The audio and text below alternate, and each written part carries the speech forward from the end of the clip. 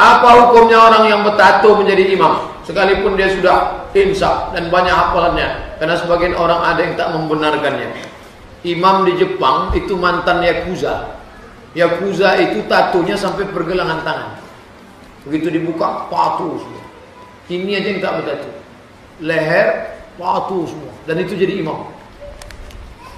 Taubat berkat jamaah tabligh. Karena yang bisa mentaubatkan yakuza itu jamaah tabligh.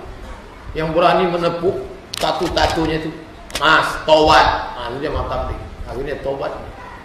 Taubat jadi imam. Sudah kita bahas. Cari videonya di YouTube Somad Tato, enter dapat. www.youtube.com, tulis di situ Somad Tato, dapat. Kalau mau kaji lengkapnya. Tapi kesimpulannya tato tidak najis. Maka tak perlu disetrika. Ini saya tengok banyak yang tobat setrika, gambar ular kobra di setrikanya jadi cacing tanah. Mau belok-belok lah kobra tadi. Biar aja, tak perlu. Dan kita pula bagi yang belum bertato menengok orang bertato sudah tobatnya kita tengok-tengok. Ini belum ini tengok-tengok. Ya kalau dia udah tobat betul, kalau setengah tobat apa kita tengok?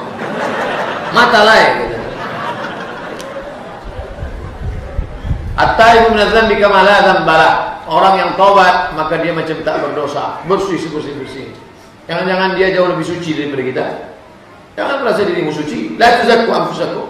Saya kalau menengok orang bertatu sholat, oh kagum saya.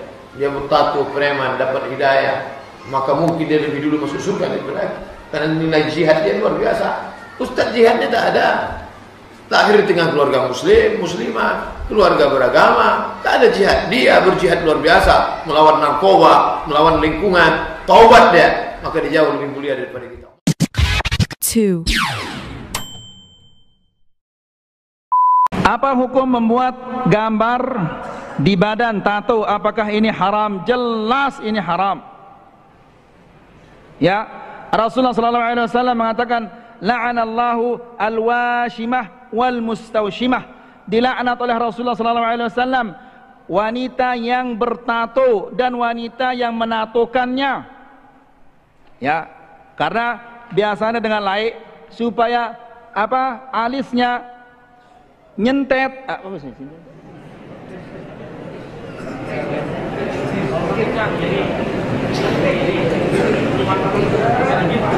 Iya. Supaya ya jergit. Iya. Bahasa Indonesianya supaya kelihatan genit. Al-muhim sudah ya. Supaya ditato alisnya. Ini haram. Rasulullah mengatakan la'anallahu atau la'ana Rasulullah sallallahu alaihi wasallam al-washimah wal mustawshimah. Dilaknat oleh Rasulullah sallallahu alaihi wasallam orang yang wanita yang bertato dan yang menatokannya. Dua-duanya dilaknat.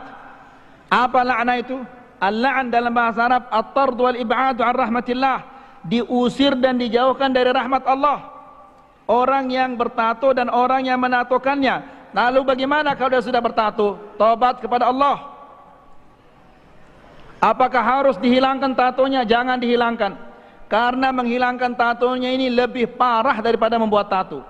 Lebih sakit daripada membuat tato, menghilangkan tato. Dan menghilangkan tato ini merusak tubuh. Tubuhnya rusak, kulitnya rusak. Ya. Kalau mau menghilangkannya dengan cara yang mahal caranya. Ya. Sakit juga, tapi mungkin tidak terlalu membekas di tubuhnya. Jadi tato ini adalah haram. Wallahu ta'ala alam. Kalau bapaknya sudah pakai tato, besok ibunya akan ikut-ikutan pakai tato. Dan sekarang na'udzubillah, tato ini sudah menjadi tren. Gadis-gadis sekarang Masya Allah tanpa malunya mentatokan kiri kanannya. Awalnya dari apa? Dari serangga ini. Itu berawal dari serangga. Meniru karena banyak di TV film India, sinetron India ini ditiru sampai anak-anak kita yang kecil beli bikin gambar-gambar serangga di tangannya, pakai serangga. Berkembang akhirnya menjadi tato. A'udzubillah. Ya, siapa kira-kira mau sama gadis yang penuh tubuhnya dengan tato? Ya, tangannya tato, tulisan macam-macam. Ya, di sini ada obeng, di sini garpu, di sini sendok, macam-macam tatonya. La ilaha illallah. Siapa mau melamarnya ini? Ya, mungkin kalau bisa disembunyikan pada malam pertama dilihat banyak tatonya, ini mungkin dicerai dia. Wanita apa ini? Ya, semua isi kebun binatang ada di tubuhnya. La ilaha illallah. Kemudian tulisan-tulisannya kotor sekali. Ya, apakah dia tahu atau tidak tahu artinya dalam bahasa Inggris? La ilaha illallah. Pernah di pom bensin, saya temukan perempuan ada kata-kata sangat kotor di tatonya. Saya turun dari motor, saya tanya, tahu kamu arti ini? Tahu. Enggak malu kamu ini? Diam dia, langsung dia jalan. Dia tahu artinya sangat kotor di tatonya. La ilaha illallah. Na'udzubillah. Ini ikhwani fiddin azakumullah. Ya, jadi fitnah ini luar biasa. Ini sekarang, lalu besok entah bagaimana lagi. 3. Menato, ya, juga masuk di sini laki-laki sama tidak boleh menato, ya, baik menato tubuhnya, bagian tubuh, ya, atau bagian wajah, semua sama, ya, tidak dibolehkan untuk menato. Sekarang juga ada pindah dikembangkan ke kepala, ditato bagian kepala, semuanya tidak boleh, ya, atau bagian wajah, semuanya dilarang dalam agama Islam. Dan juga sama dengan yang meminta untuk dibuatkan tato, dalam sebuah hadis yang sahih riwayat Imam Ahmad, kata Nabi SAW, ada 70.000 dari umatku yang masuk surga tanpa hisab. Tidak ada dihisab lagi pada hari kiamat, tidak ditimbang amalnya, langsung masuk surga. Lalu seorang sahabat Nabi berkata, Uqasha bin Muhsin radhiyallahu anhu, ya Rasulullah, doakan saya termasuk di antara 70.000 itu. Lalu kata Nabi SAW, engkau termasuk dalam 70.000 itu. Ya, kemudian ada sahabat Nabi lagi yang berdiri mengatakan, ya Rasulullah, saya juga, doain saya juga supaya saya termasuk 70.000 itu. Lalu kata Nabi SAW, sabakakal Uqasha, kau telah didahului oleh Uqasha. Lalu beliau sebutkan ciri-ciri 70.000 itu. Yang pertama, mereka yang tidak bertato. Kemudian mereka yang tidak bertatayur, menggantung nasibnya dengan benda, dan mereka hanya bertawakal kepada Tuhan mereka. Mereka hanya bertawakal atau menggantungkan nasibnya pada Allah Subhanahu wa taala. Saksi bahasan kita adalah masalah menato, ya. Tinggal pertanyaan, bagaimana kalau orang sudah terlanjur mentato tubuhnya, maka dia bertaubat kepada Allah Subhanahu wa taala, dan ulama sepakat mengatakan dianjurkan untuk dia menghilangkan tato tersebut. 4. Ustaz, saya mau tanya, saya punya anak, sudah dewasa, dia sholat kentang Pak Ustaz, tapi itu badannya bertato Pak Ustaz, itu sholatnya sah? Nah, iya, itu aja Ibu. Ya, alhamdulillah. Bismillahirrahmanirrahim. Pertanyaan yang mungkin banyak terjadi di Indonesia, apalagi kita lihat fenomena tato ini ya. Anaknya Ibu sholatnya kencang sekarang, dulu? Ya, kalau mamanya bilang sholat, dia sholat gitu. Alhamdulillah. Dia suka, kalau ada masalah sedikit, dia kayak mau bunuh diri kayak gitu loh. Tapi saya suka mendekatin ke dia, ya nurut lah Ustaz. Alhamdulillah. Ini berkaitan dengan hukum tato. Hukum tato, kata Rasul SAW, la'anallahu al-washimata wal-mustawshimah. Allah Jalla Jalaluh, atau la'ana Rasulullah SAW melaknat perempuan-perempuan yang mentato atau minta ditato. Jadi dulu tato itu adanya di kaum wanita, bukan di kaum lelaki. Karena apa? Disebutkan oleh para ulama, perempuan nih merasa kurang. Kalau laki-laki ya udah kayak gitu, laki udah kayak gitu. Bahkan perempuan dilahirkan kurang, lelaki dilahirkan lebih gitu kan. Kalau laki lahir harus disunat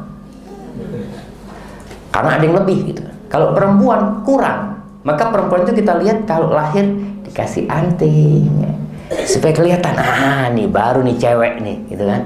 Dikasih gelang, kalau nggak ada antingnya nggak kelihatan nih perempuan banget. Perempuan pakai tato supaya tampak lebih cantik. Kalau lihat perempuan-perempuan kuno, orang-orang kuno itu mungkin yang ditato alisnya, sekarang udah mulai. Kemudian kadang-kadang di dagunya nih kasih tato. Kalau berangkat haji masih ada orang-orang dari pedalaman-pedalaman tuh yang mentato. Kalau yang laki enggak, dia mentato supaya kelihatan tambah sempurna. Muncullah kemudian generasi lelaki-lelaki yang enggak pede dengan yang Allah berikan kepada dia. Dia nggak pede, padahal badannya udah gede gitu ya, masih nggak pede. Akhirnya dia pasang tato gitu loh. Subhanallah, emangnya bagus ditato gitu kan. Dia karena nggak pede, dia pasang itu. Tetap dilaknat. Lelaki dan perempuan pun sama-sama dilaknat yang mentato. Berkaitan dengan sholatnya, apakah sholatnya sah atau tidak? Orang yang mentato itu air sebenarnya masuk ke pori-porinya. Jadi tato itu di bawah kulit. Gitu, kan? Di bawah kulit. Dia itu di bawah kulit, bukan di atas kulit. Beda sama cat. Jadi ada ibu-ibu yang mencat apa? Kutek. Iyalah, kutek kan. Kita mah yang biasanya dipasang di kuku ya. Itu nggak sah sholatnya. Atau yang di rambut cat ya. Tapi kalau sekedar apa namanya, hina, yang dia itu tidak menghalangi air untuk ke sana, sholatnya sah. Tapi dia tetap harus bertobat kepada Allah. Karena orang yang dilaknat itu artinya dijauhkan dari rahmat Allah. Dijauhkan dari rahmat Allah Subhanahu wa ta'ala. Maka dia tetap harus bertobat, memohon ampun kepada Allah atas perbuatan dia itu. Maka jangan dianggap remeh ya. Kadang-kala ibu-ibu ada yang alisnya ditato karena kurang cantik, kemudian seperti itu. Subhanallah, udahlah, insya Allah yang Allah berikan itu yang terbaik buat kita. 5. Soal tato gelut, ayo tatoan gak oleh wudhu, gitu toh? Gak sah wudhumu, seneng arek-arek. Kok gak sholat? Aku gak iso wudhu ya. Disangganya terus sedih, seneng. Wong gara-gara tatoan gak bisa wudhu. Akhirnya dia gak pernah sholat kan. Sing salah sing bid'ahno atau sing karena gak sholat akhirnya. Jadi kalau Anda ingin tidak sholat, mulai besok tatoan. Padahal wudhu itu kan bukan urusan kebersihan jasad, tapi kebersihan hidupmu, rohanimu, perilakumu, akhlakmu. Makanya secara simbolik meripatmu dibasuh, karena kamu harus waspada, kamu sering melihat hal-hal yang tidak baik.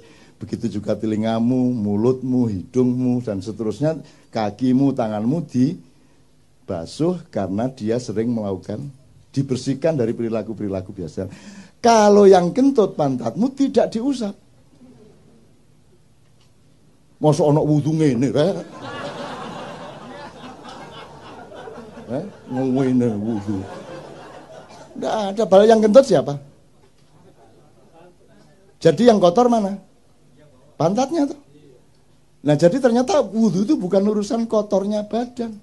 Wong buktinya yang dicuci mukanya. Kalau Anda tidak paham soal ini, lama-lama badanmu bertengkar sendiri. Badanmu, wajahmu begitu diwudhu, aku gak melok ngentut.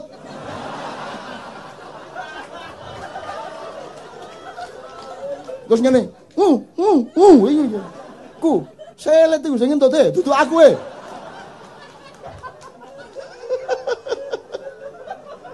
Logis ya? Jelas ya? Agama menggembirakan ya? Paling tidak menjadi rahmatan lil alamin pada dirimu, pada keluargamu, wis alhamdulillah. Kalau itu sudah kamu alami setahun 2 tahun, kamu adalah rahmatan lil alamin bagi tetanggamu, bagi semua yang ketemu dengan kamu. Kan begitu. Kalau Anda sudah mendapat cahaya, lama-lama Anda menyatu dengan cahaya, lama-lama Anda menjadi cahaya. Kalau Anda sudah menjadi cahaya, tidak perlu bersinar.